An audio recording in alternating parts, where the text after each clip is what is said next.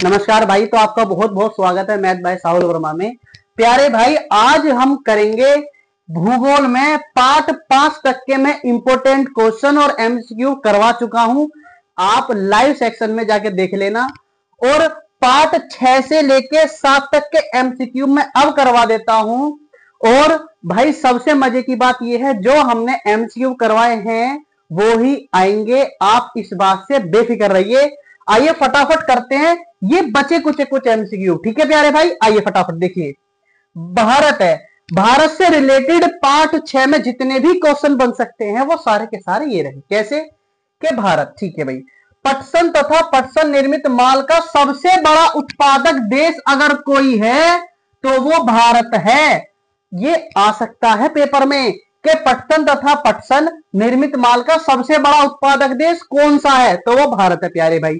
ठीक है, अब देखिए भारत से एक और क्वेश्चन बनता है।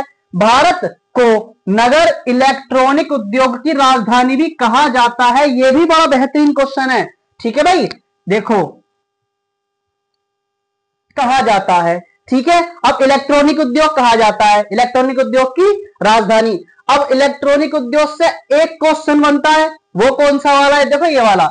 इलेक्ट्रॉनिक उद्योग दूरभाष कंप्यूटर आदि संयंत्र निर्मित करता है। एग्जाम में पूछ लिया जाता है ये। ठीक है भाई, इसके बाद आइए सूती वस्त्र उद्योग। अब देखो सूती वस्त्र उद्योग का खात्मा करेंगे कैसे। वस्त्र उद्योग कृषि आधारित उद्योग है, पेपर में पूछ लिया जाएगा सूती वस्त्र उद्योग किस पर आधारित उद्योग है, तो वो केवल और केवल कृषि पर आधारित उद्योग है। इस बात को याद रखना। ठीक है भाई, इसके बाद सूती वस्त्र उद्योग कृषि के बाद, यही जो कृषि है यहीं से लिया गया है क्वेश्चन। कृषि के बाद सबसे अधिक जो रोजगार मिला है व्यक्तियों को वो सूती वस्त्र उद्योग से मिला है, या पेपर में केवल और केवल वस्त्र उद्योग भी दे सकता है। ठीक है भाई, इसके बाद आइए पाठ नंबर 7। अब देखो पाठ नंबर 7 में फिर भारत आ गया। अब भारत से रिलेटेड जितने भी क्वेश्चन है वो सारे के सारे यहीं पे है। आइए फटाफट उड़ाते हैं। कैसे कि भारत में परिवहन का मुख्य प्रमुख जो साधन है वो सड़क परिवहन है, और ये आएगा पेपर में, ये आएगा पेपर में, इंपोर्टेंट है। ठीक है, आइए भारत में, भाई भारत तो लिखा हुआ है, भारत में वायु परिवहन का राष्ट्रीयकरण 1953 में हुआ था। इस बात को आप याद रखना। ठीक है, मैं एक और मार्कर ले लेता हूं, इससे और अच्छा लगेगा आप लोगों को। देखिए भारत में वायु परिवहन का जो राष्ट्रीयकरण हुआ है वो 1953 में हुआ है। एग्जाम में ऐसे पूछेंगे टीचर कि भारत में वायु परिवहन का राष्ट्रीयकरण कब हुआ, बताइए 1953 में हुआ। ठीक है भाई, इसके बाद अब वायु परिवहन आ गया।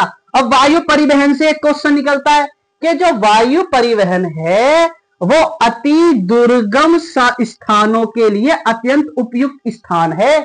पेपर में कैसे पूछा जाएगा, पेपर में ऐसे पूछा जाएगा कि अति दुर्गम स्थानों के लिए कौन सा परिवहन अधिक उपयुक्त साधन है, तो अत्यंत आवश्यक है, तो वो ये है वायु परिवहन। ठीक है भाई, ठीक है। अब देखो भारत में प्रथम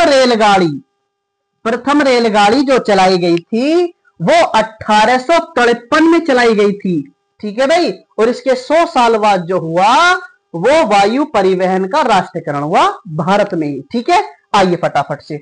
और जो प्रथम रेलगाड़ी है वो कहां से कहां चली, तो वो मुंबई से ठाणे के बीच चली। ठीक है भाई, मुंबई से ठाणे के बीच चली। कब चली, 1853 में चली। इसके बाद भारत प्रमुख रूप से कच्चा पेट्रोलियम आयात करता है।